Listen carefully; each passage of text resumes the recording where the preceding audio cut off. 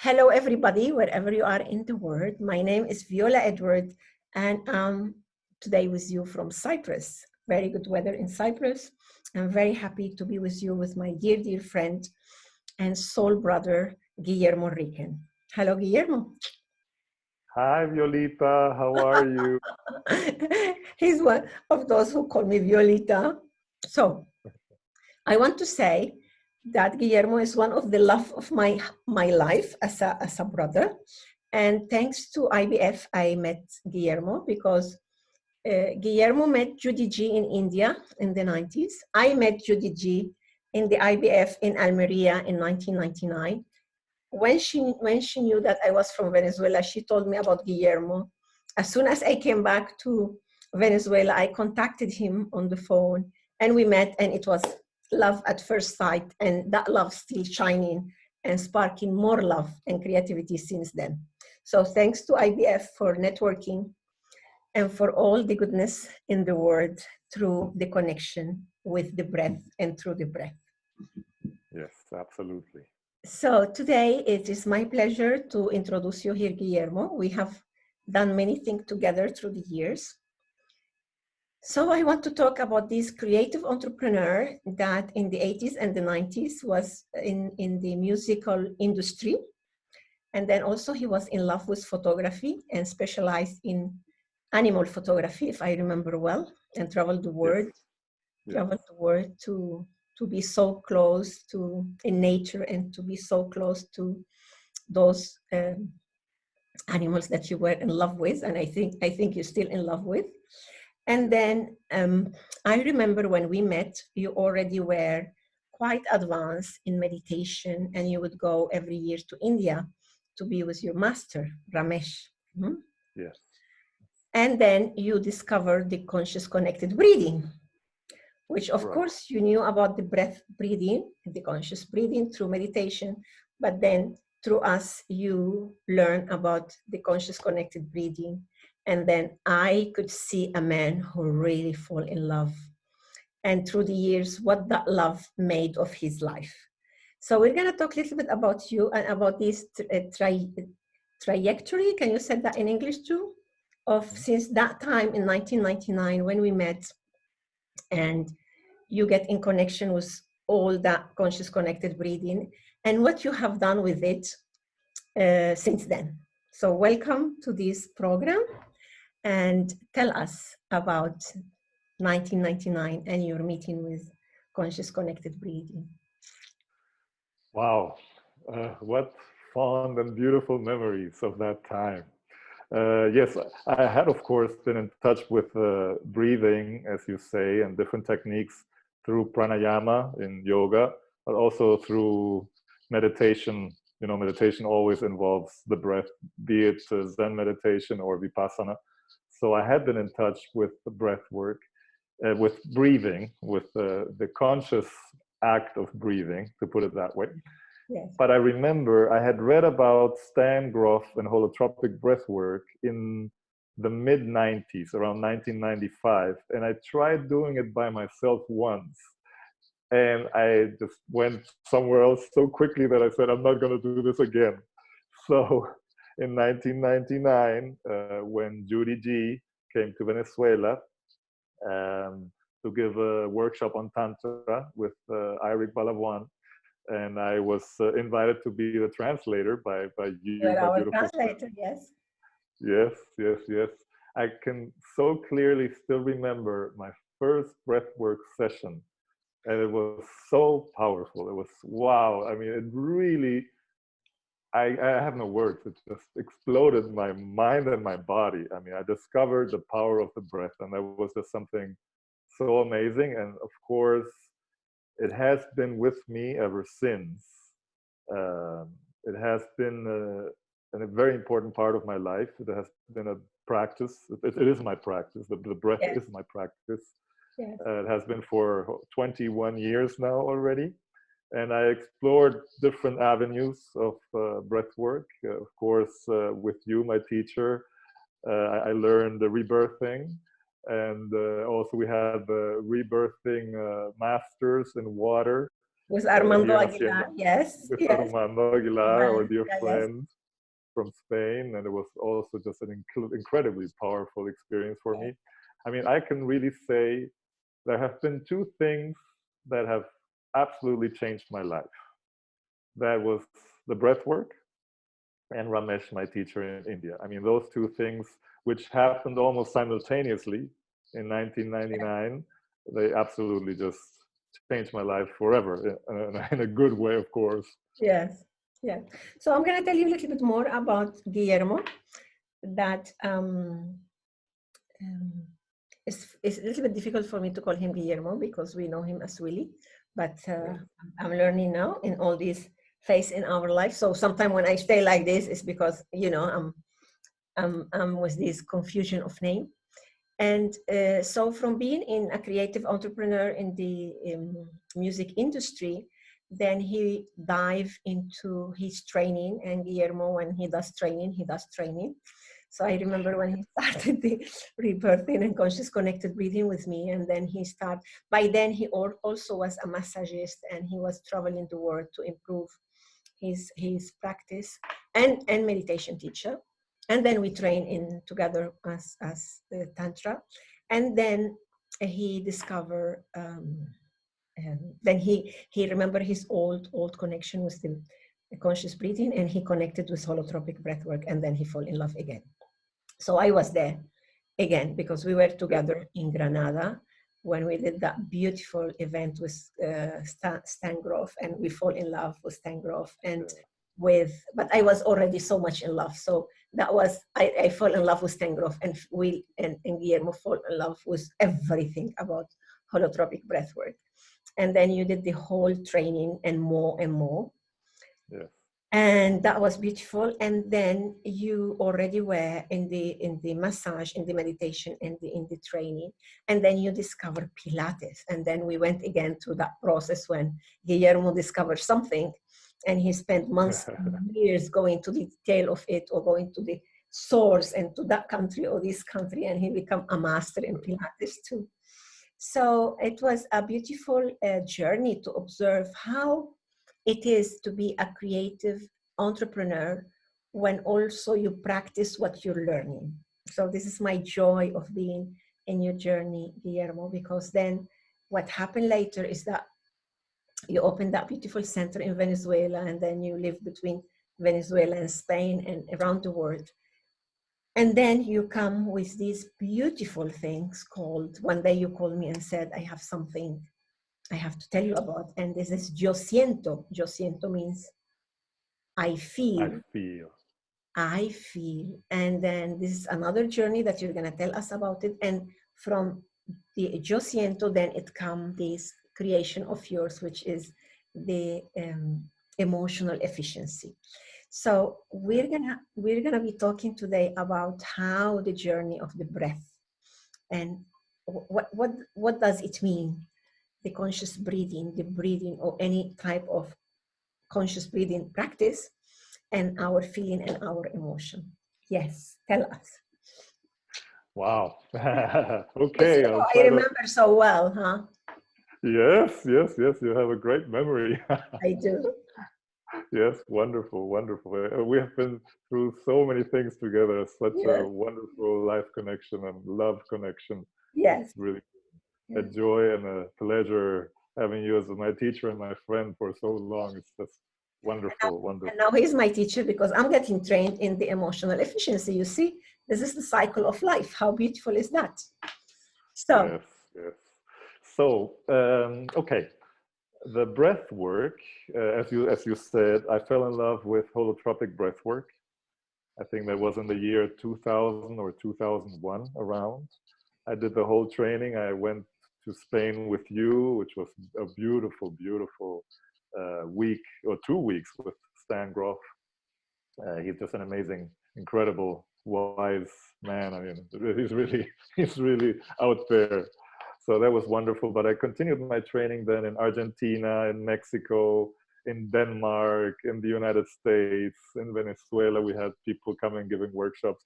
So it was like very intense, as you say, as is my way. I just dive very deeply into things when I fall in love. And I discovered so many things through the breath, through breath work. I discovered, I mean, in my body, not in my mind and in ideas, but really in my body, the importance of the breath and how our whole emotional world is connected through the breath, and how we use the breath both to suppress emotions and to control and to hold them back, but then also when we get angry or when we get very frustrated or emotions come, the breath work is always present in our emotional world, always. Yes. Then in the year 2005, after giving many, many holotropic breathwork workshops, Yes. I created my own technique.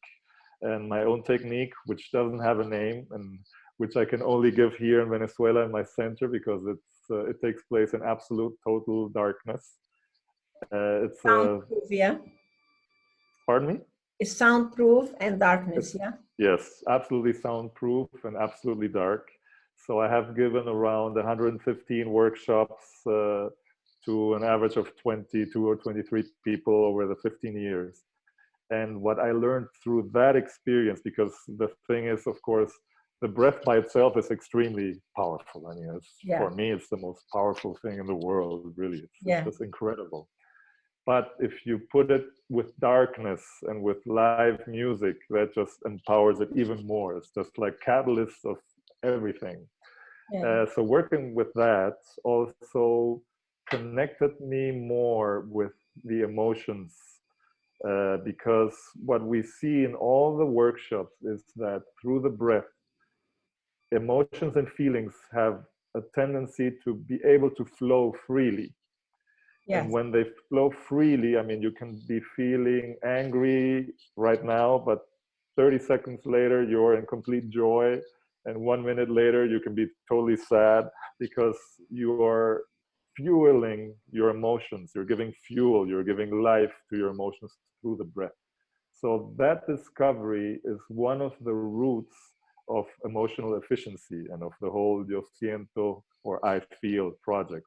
Is just knowing that when you get out of your mind, I mean, literally get out of the fluctuations and, your mind machine going around, what the Buddha called the monkey mind.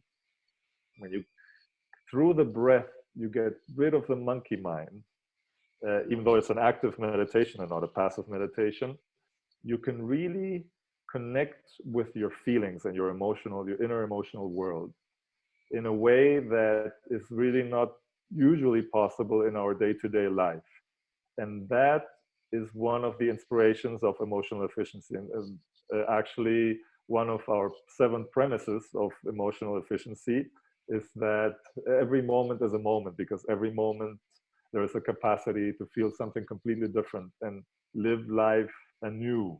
I mean, be really present for life in this moment. And the tool is the breath, by not suppressing. And also, of course, what we call in emotional efficiency, emotional mindfulness. It's like really being present for whatever it is that arises emotionally in your body specifically, and in your mind, of course. Yes, I remember time ago we were talking about breath mind fitness, and is in a way is that how through the breath we really become fit and focused. Yes. So tell us about these 7 points, which are the key of your discovery or your project, and now it's a whole methodology that you're teaching around the world. Yes, it's a method. It's the Yo Siento method for emotional efficiency. Yes. Emotional efficiency is a term which I think I created. I'm not sure, because people put together words all the time, so maybe it has been used before. I don't know. I cannot patent it, or it's not a registered trademark. But from what I know, I remember for you and me that we had that time of our life that we read so much. I remember when I published my first book, I would say between, this is not mine. I would say the sentence, but I would not remember where did I get it. And then one of the editor of my text, she said, you cannot do that. You cannot just say this is not yours. You have to find the source. And we were talking about the 90, not like now you can Google. And I said, Yeah. but I don't know the source. It could be, she said, so you don't include it. I said, but I want to include it. And then at the end, another friend said, you include it and you make a note that what is important for you is to know that it's not yours. It's to belong to somebody, but it's very good for you. So you include it. As you're saying now, maybe you know how it is when we're working so focused and so beautifully in one concept.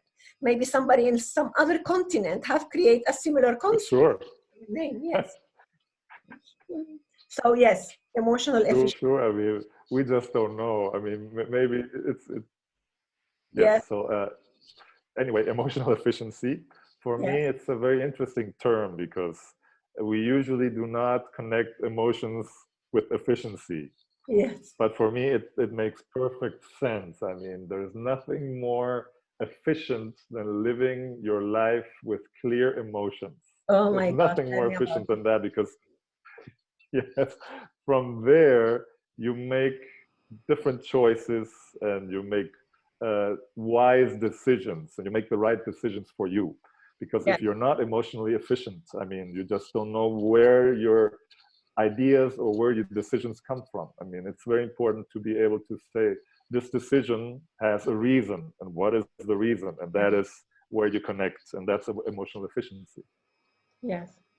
So you said one of the 7 points was Yes. the being present with mindfulness. What are the other 6? Okay.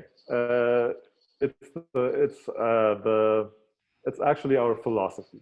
Yes. The 7 premises of emotional efficiency. Premises. It's the Siento philosophy. Yes, and they're all to be used in a practical way because each and every one of them, if you really go deeply into them, can change your life.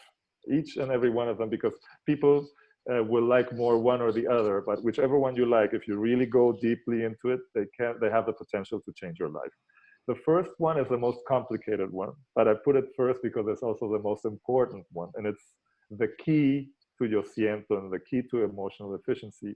And that is what I learned. I learned the basics from my teacher in India, Ramesh, but I developed his theory much more and I expanded it quite a bit because, of course, he didn't have access to much information and teachers that we have access to. I mean, of course, he was a great Advaita Vedanta master, and that he was the greatest. But he didn't know about our connection with the birth, what Stan Grof calls the 4 perinatal matrices, and all that. He didn't have information about system, family systems, and how all that information that we get from generation past, it's within us.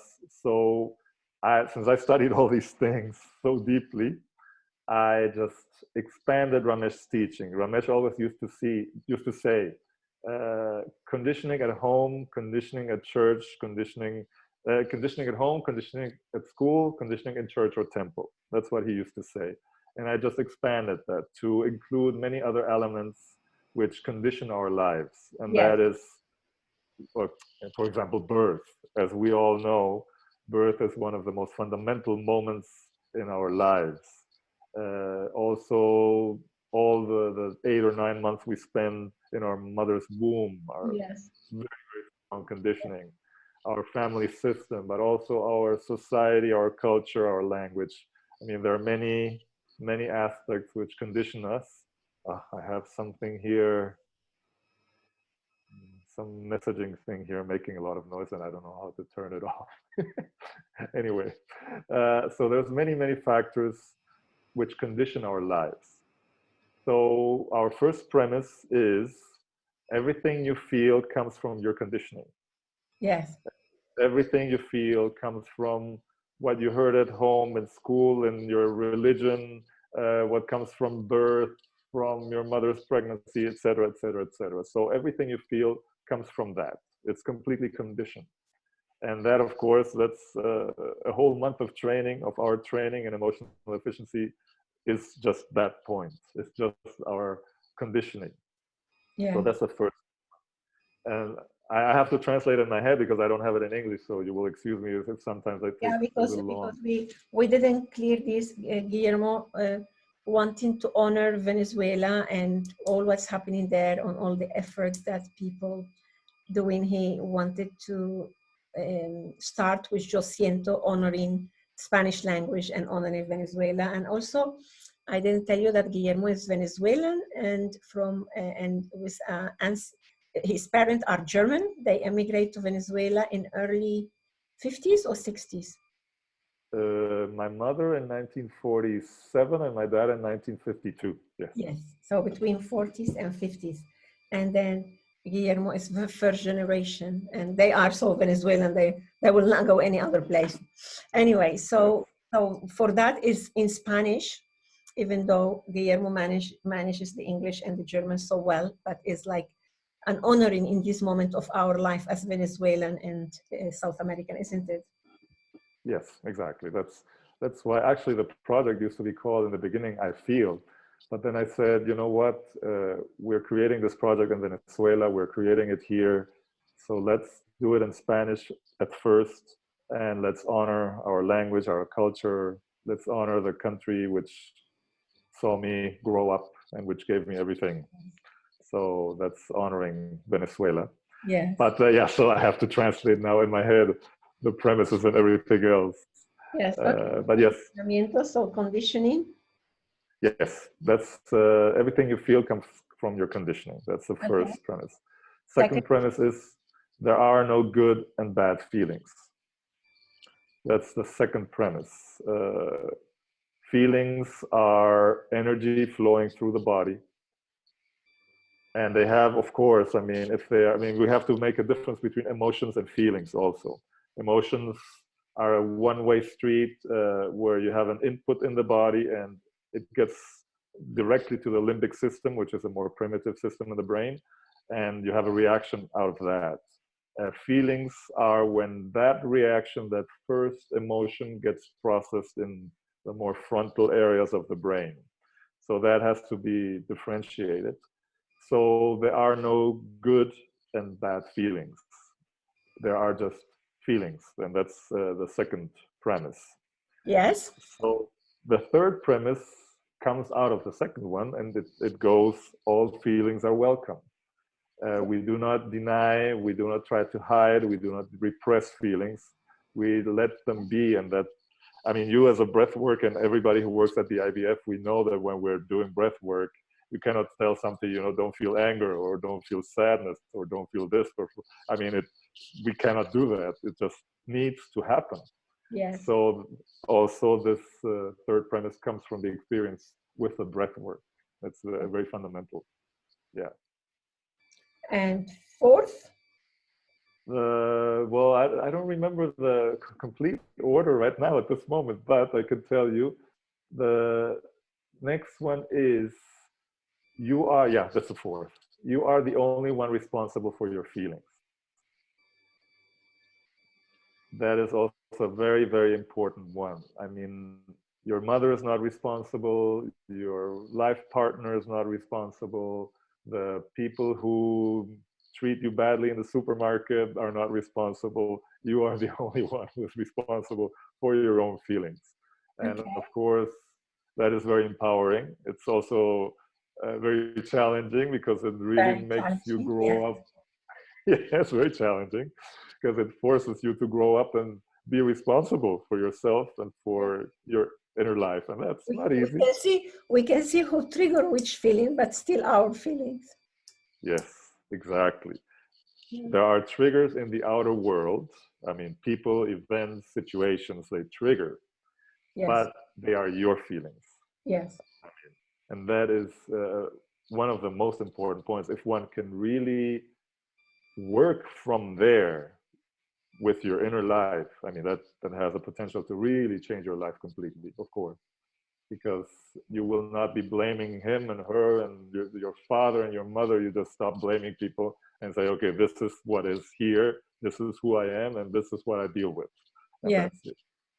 Yes. So that's Indeed. also a very important one. Yes. Then the next one is very interesting because it seems to contradict the fourth one. The next one is, los sentimientos no son tuyos ni personales. Feelings are not your own and they are not personal. And that's a very difficult one for many people to understand. It's very contradictory. If I'm the only one responsible for my feelings, how can they not be my feelings? And it's very simple. What we see, and that has connection with the first premise, is that everything we feel comes from our conditionings. So it's feelings come from a very, very deep place, but they are not ours. And that's the thing. They flow through us. They come through us. We can look at them. And that's something that you can experience both in breathwork and in meditation. If you do mindfulness meditation or if you do vipassana, you can just see feelings come and go. It's just like pain to your knee comes and then suddenly the pain in your knee is gone. Or the pain in your butt comes and then the pain in your butt is gone. And it's the same with feelings. If you're really mindful of them, you can sense and taste that they're not personal. They come and they go. And that also has to do a lot with my very, very deep training in Buddhism, which I had all through the 90s, where one of the most important teachings is the teachings of the 5 skandhas, it's called. And it's the same thing. It's just mind stuff coming up and then it goes away. It's not yours and it's not you. So that's very important to see. Yeah. But it's a difficult one. It's an interesting one to work with. It's not so simple. Indeed. Yes. So the next one, the 6th one, is a quote actually from my very beloved teacher, Charlotte Selver. Charlotte Selver, she was the teacher of teachers. She taught so many Zen masters, and she taught Alan Watts, and she taught Fritz Perl's wife. Fritz Perl's one of the creators of Gestalt.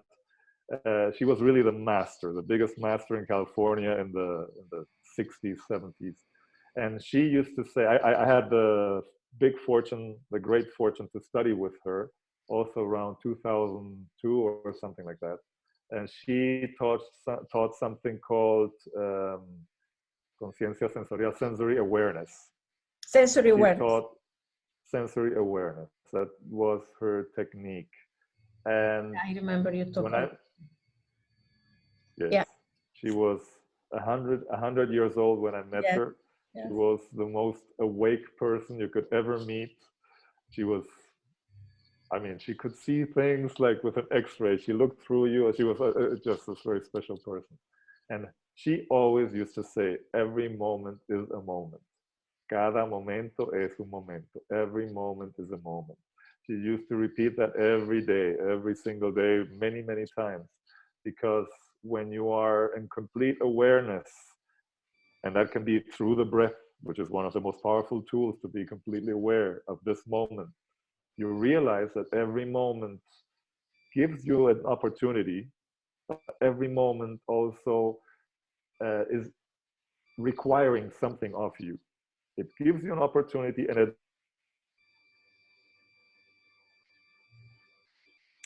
it requires something of you. It's all the inhale and the exhale and to give and to take. All that cycle. And Guillermo is talking with us from Venezuela. They are very, very challenged with the energy and electricity and connection. Let's take all of us a deep, deep breath. Are you there, Guillermo?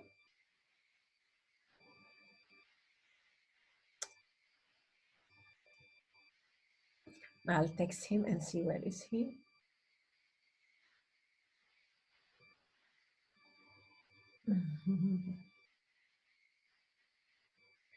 Hello.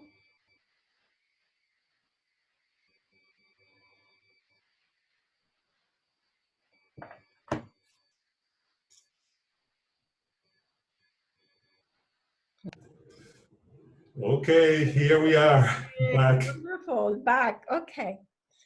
Yes, I had to move because our internet died at the office, so I'm here at home. We know. So you were talking about sensory awareness. Yes, yes, I was talking about Charlotte Silver and her sensory awareness. Yes, I could go on and on and on and on about Charlotte, the teacher of teachers, but just to make it very short, her basic teaching was every moment is a moment, and that's it. And that gives you a possibility every moment. I mean, it gives you a gift every moment, but it also has some responsibility for you and a requisite for you at that moment. So that's the sixth premise of the emotional efficiency. And the seventh premise and last premise is, yes, there is no movement without feeling. Every decision we make in our lives, every important decision, it's not the decision if you're gonna eat an orange or a grapefruit for breakfast, but every decision which has some weight, which has some importance, comes from emotions and comes from feelings. It doesn't come from your head. I mean, you think about it and you go round and round and round and round, but in the end, the decision will be emotional.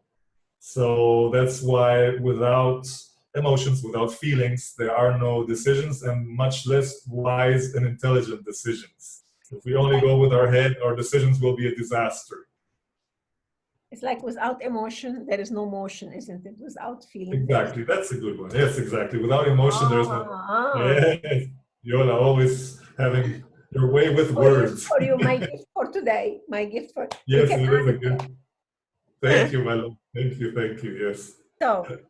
So being myself so emotional and so expressive emotionally speaking, and Yes. imagine I'm Venezuelan with Arabic origin, and I remember when I moved to Cyprus and lived with Michael, and our language at home was English, and the fight was the worst because Yes. I would be like, and I will get so much in trouble. And one day he was so wise and he told me, look, fight with me in Spanish.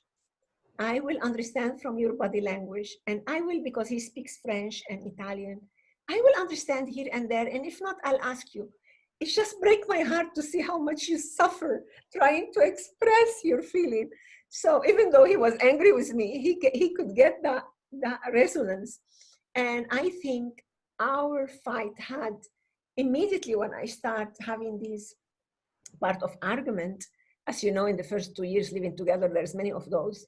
In Spanish, I think we reduced them to a third, and between fight and fight, he learned Spanish. So basically at home, we speak English and we fight in Spanish, at least me.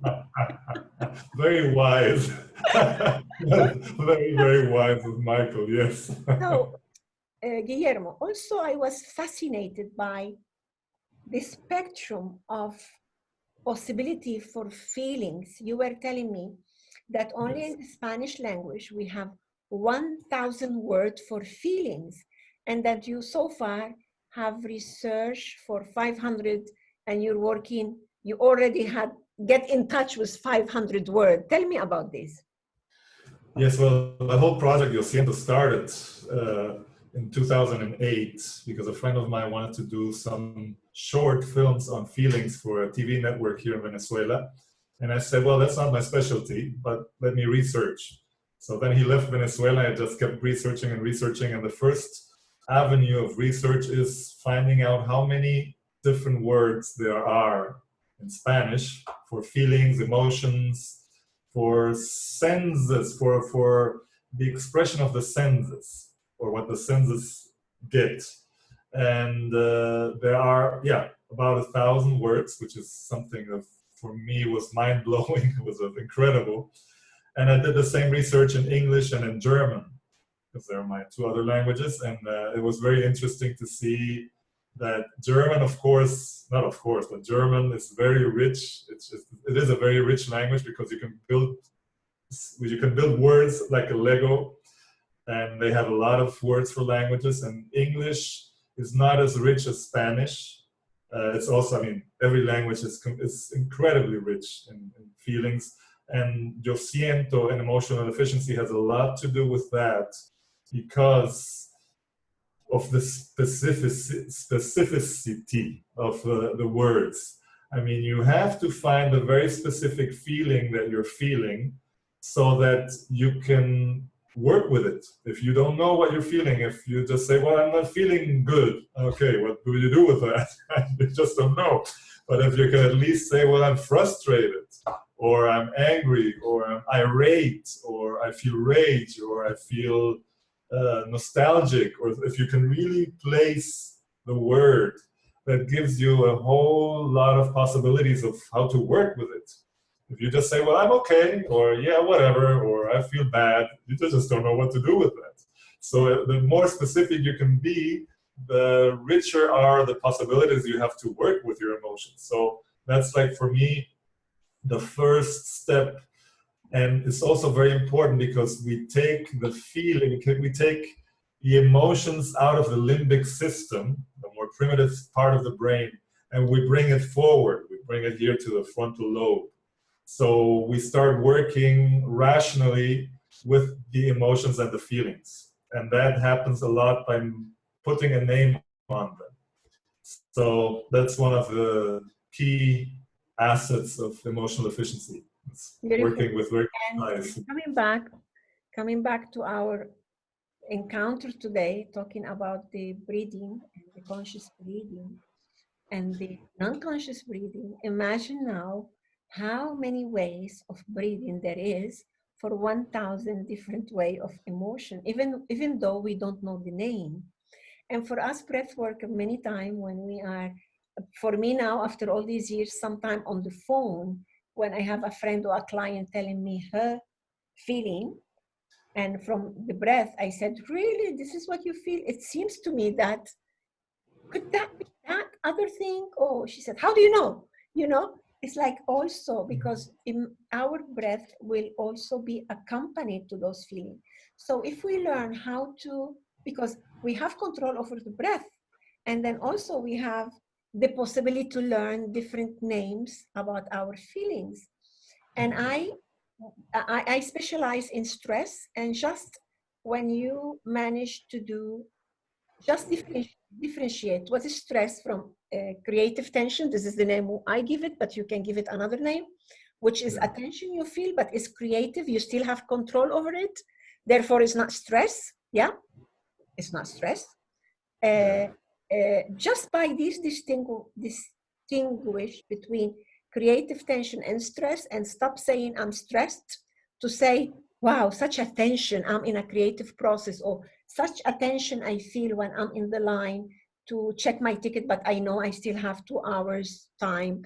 I'm secure, I'm already in the airport, or such attention going today to do the shopping from the supermarket, or because supermarket's still there and we're gonna go there. It's just we're dressing in a different form, and it's just another protection, but actually it is not stressful. It is kind of attention.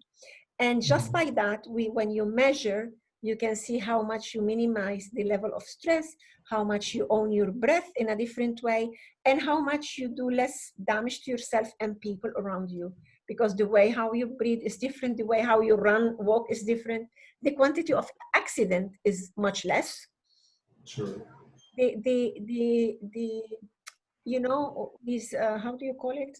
Clumsiness that when we talk with other people, when we stress and we kind of beat them up with our tongue, all that is, so I can imagine with 500 emotion, 100 emotion, just let take, or feeling, just let take 50 of them and work with them and see how that will be different. To say, I'm a little bit confused about that with the, I would say, Guillermo, I'm just confused with you about what you told me yesterday.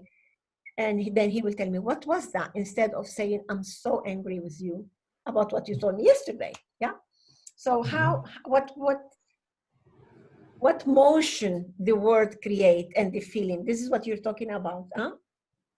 Yes, because it's very different. Like you say, it's very different to say I'm stressed or I'm in creative tension. It's very different to say I'm fearful, I feel fear, or I feel anxiety. I mean, that's very different. And so if you really want to work with something, you have to put a real name on it. I mean, a name, and then what I say, you put a first name and a last name. I mean, you say, okay, I feel fear of going out and getting the virus, for example. So then you already know, okay, that specific feeling with a name and a last name.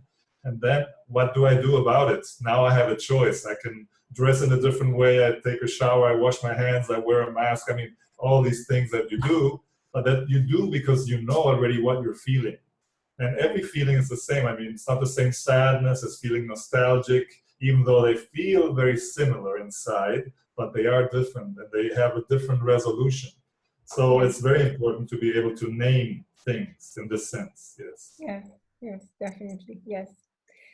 So tell us, so what about then the connection with the feeling and the breath? It's absolutely, I mean, I think there's nothing more connected than the feelings and the breath. I've been working with breath work, like you say, I've been doing breath work for over 20 years. And still, and emotions for many years, and still, for example, if I watch a sad movie and I see, and automatically, my tears start coming and I, what they say, clench up, and my breath moves up here. It's like very, very short. Immediately, it's because unconsciously still I'm trying to control it and not trying to let the tears out, which is, I mean, it's kind of ridiculous, but it still happens. So then what I do is just, okay, breathe deeply, and it goes away immediately. And the tears come and it's gone, but it's not this energy that makes you sweat, and I'm sweating because I'm holding back the tears and all this that happens. So emotions and feelings are very intimately connected with the breath. We use the breath to control them unconsciously. We can use the breath consciously to control them. We can use the breath to free them, to make them flow, to make them, be with us at all times the way they should be. So the breath is fundamental in our emotional world. And I think the more you know your breath, the more you know your feelings. And the more you know your feelings, the more you know your breath. Yes, so I think it works both ways. Yeah. The more you know your breath, the more you know your feeling. Yes. And the more you know your feelings, the more you know your breath also. Yeah. So I took some notes because I'm dyslexic, and if I don't take notes, I fly away to another place from our last lesson. And you were saying something about how feeling are related to our needs. There were another like spectrum of point. Here it is. 3-step of Siento. First, first is this emotional mindfulness. Second is to ask, what do I need? And third is why. Yes. And you said sentiment, our feeling, come from our needs. Can you develop this concept a little bit more? Yes, of course. This actually I learned from nonviolent communication, which was developed by Marshall Rosenberg in California. Love that, yeah. As you know, of course. And what he proposed, what he was saying is that our feelings come from either unmet needs or met needs. So if our needs are met, we feel in a certain way. If our needs are unmet, and if they're just not satisfied, we feel in a different way. So our whole spectrum of feelings has to do with that. I mean, you can feel, if your needs are unmet, you can feel angry, frustrated, sad, nostalgic, whatever. If your needs are met, you can feel excited, you can feel happy, peaceful, grateful. So out of the needs and out of them being met or not come the feelings. Feelings is like the last layer. The layer below that would be the needs, and the first layer, or the center of the fruit, is what is our conditionings. Why do you feel what you feel? Why do you need what you need? Why do you act the way you act? Why do you do what you do? And that comes from all the conditionings that we were talking before. So that's why it's, for me, the first premise and the most important one, because all of that comes from our conditionings. It's like the root, And yeah, you the were key. telling us also our conditioning doesn't come only from our home, from the school, from the temple that we go to worship, whatever deity we follow or religion. It come also from the language, come from the culture. In your case and mine, we also are what they call the children of the third culture. We were moved from one culture to another in age of formation. So it's like one culture is where we were born, the other culture where we were taken, and the third culture is what we make of it. And you and me also, we manage our life in 3 different languages. So with some people, we speak in our family, we speak with one language, and the other one, it's like, in my case, I used to speak Arabic with my mom and her family, Spanish with my sister, because now it's my mother tongue, and then English with my husband and my husband's family and my work. So how languages also affect, I can see how much it affects our tone of voice when I speak in one language or another. Therefore, it affects my breathing, which language I feel more comfortable. It affects also the way how I breathe. And if it affects the tone of my voice, definitely it's affecting my breathing, isn't it? And Yes. then what else you say about the feeling when we are like you and me, we're managing in these 3 languages constantly, plus all the other one that we try to understand, like Italian and Portuguese and French, because we speak Spanish and we try to go there. So what can you add to that? Well, it's very interesting, as you say, when you speak in 3 different languages, as in your case or in my case. It's Constantly, very, I mean, constantly, yeah? yes. We can jump from one to the other, and with one group of people, we speak one language and so on. It's very interesting because you can even see your personality change. Yes. Even your personality becomes a different personality when you're speaking in one language or the other. Because the language is an influence, it's a conditioner. And every language, in a certain sense, is that way because they also have different words and feelings which other languages don't have. And that gives you a clue also to what is important to a culture. For example, in German, there is a feeling that's called Fahrvergnügen. And Fahrvergnügen is the joy of driving a car. And as you know, Germans love their cars and they love their Autobahn, their freeways. And it's this joy, which here in Venezuela, nobody feels that joy because there is traffic and it's terrible. So it gives you a clue of the culture. Or for example, there's a thing in Indonesian, Bahasa Indonesian, there is a word that's called gigil. And gigil gives you a clue to that culture. Gigil is the feeling that you have when you see a little baby and the little baby is all round and you want to bite it. It's like you really want to bite it. Like it's that, and that's gigil. That's a feeling that grandmothers feel when they want to For bite. example, that word in Portuguese or Brazilian, I learned it, saudade. And it's very difficult to translate that feeling, isn't it?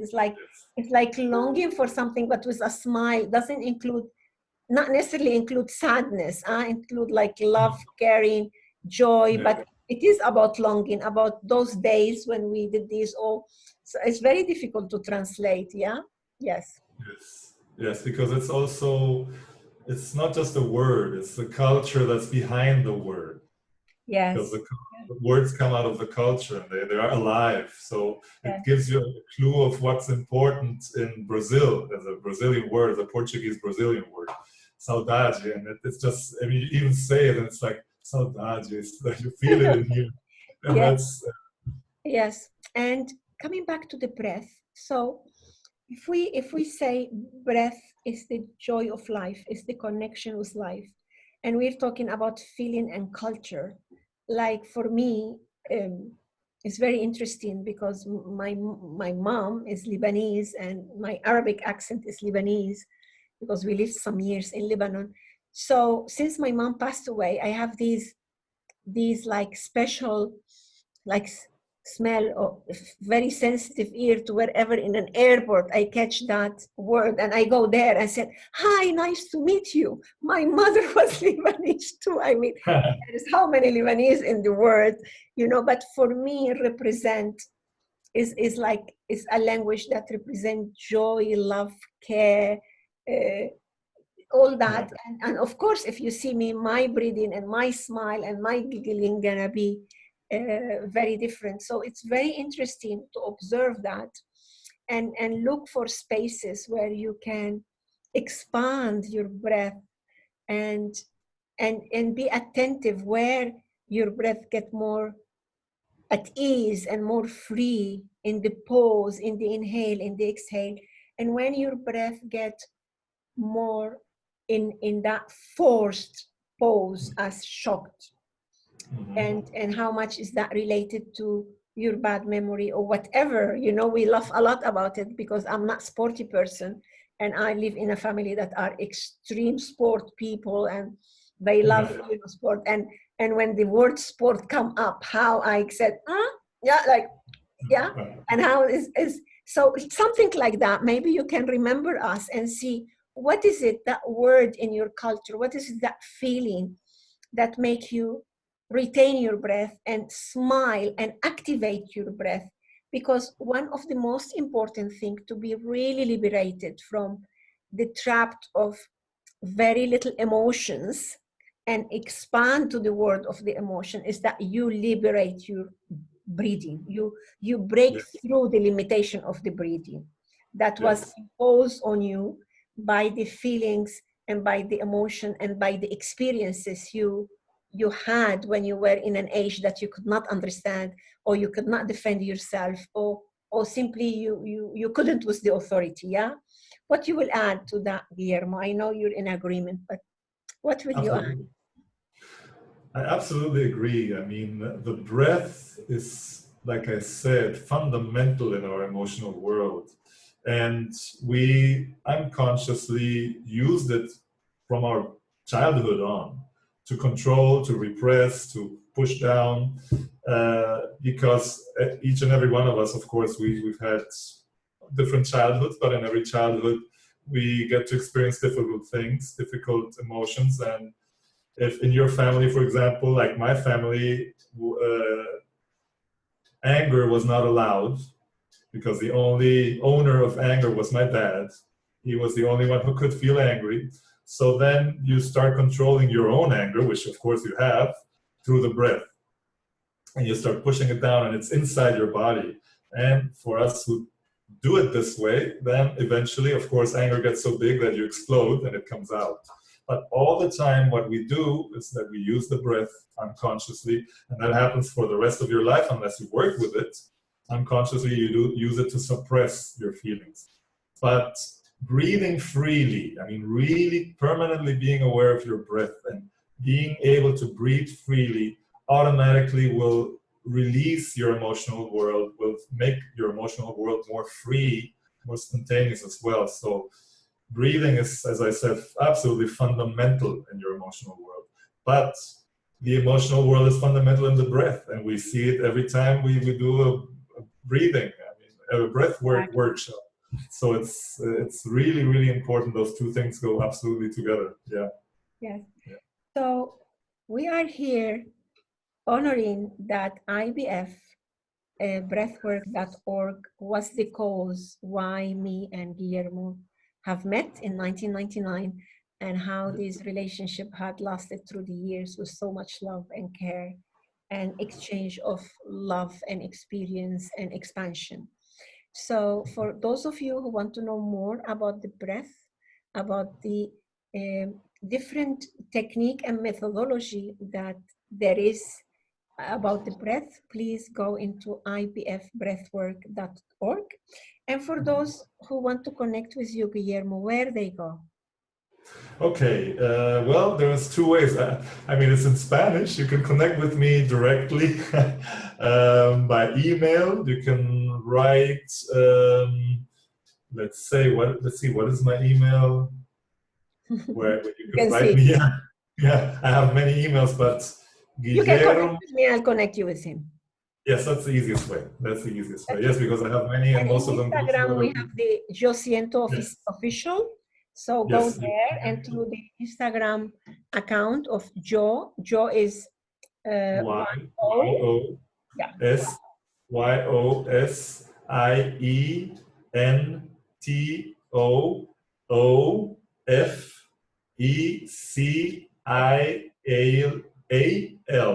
Yes. Yosiento So Siento Oficial. official all together. So you will find them. If not, connect with me through info@violaedward.com, and I'll connect you. I'm fascinated by the training I'm getting with Guillermo now. I can't wait until really we do that training and we take it all over, because it's so much linked, and it's like net already with all the thing I do through my different workshop and training. So Guillermo, again, thank you so much for your time. And as you see, we manage our feeling very well as we get interrupted here. And Yes, no problem. yes, and we will do another interview with Guillermo in Spanish about Yo siento y la eficiencia emocional. Yes. Sí. Ahora, gracias por todo y para todos. Thank you very much for being with us, and connect, and there is much more coming. Guillermo, last one is yours. Thank you so much, as always, Viola. I love you, you know, from the bottom of my heart, one of my dearest friends in the world, and it's a pleasure being here. You're a guest. And of course, thank you very much to the IBF. Of course, I was in various conferences with you, and it was just such a wonderful, beautiful experience, such beautiful people. So And my love. we went together to different Italy. Global Inspiration Conference. Yes, yes. Much more Italy. of that. Okay. Thank you, and bye-bye for now. Bye-bye. Thank you. Bye. Bye.